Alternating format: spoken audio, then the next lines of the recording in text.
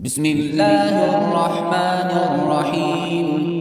هل أتى على الإنسان حين من الدهر لم يكن شيئا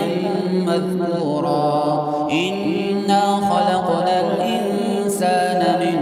نطفة أمشاج نبتليه فجعلناه سميعا بصيرا إنا هديناه السبيل إما شاكرا وإما كفورا إنا أعتدنا للكافرين سلاسل وأغلالا وسعيرا إن الأبرار يشربون من كأس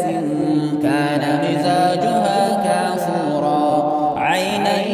يشرب بها عباد الله يفجرونها تفجيرا يوفون بالنذر ويخافون يوما كان شره مستطيرا ويطعمون الطعام على حبه مسكينا ويتيما وأسيرا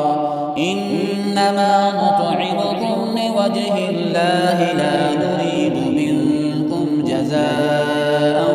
ولا شكورا إنا نخاف من ربنا يوما عبوسا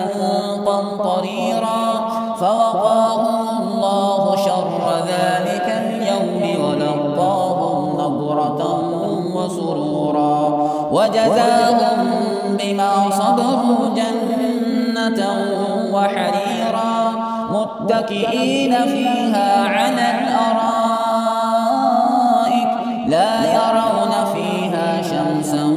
ولا زمهريرا ودانية عليهم ظلالها وذللت قطوفها تذليلا ويطاف عليهم بآنية من فضة وأكواب كانت قوارير من فضة قدروها تقديرا ويسقون فيها كأسا كان مزاجها زنجبيلا عينا فيها تسمى سلسبيلا ويطوف عليهم ولدان مخلدون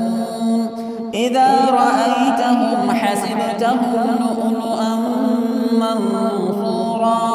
وإذا رأيت ثم رأيت نعيما وملكا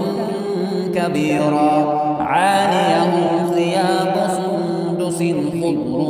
واستبرق وحلوا أساور من فضة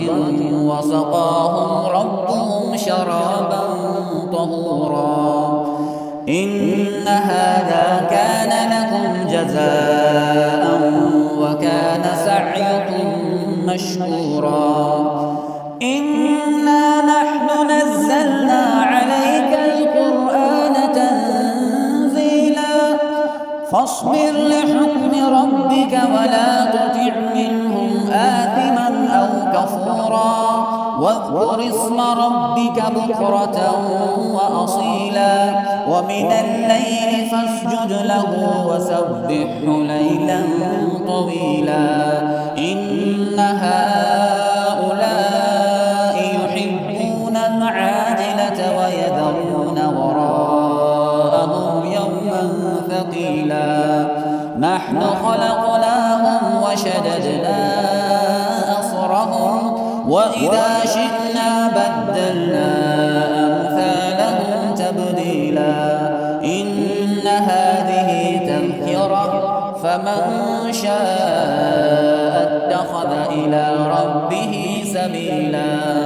وما تشاءون إلا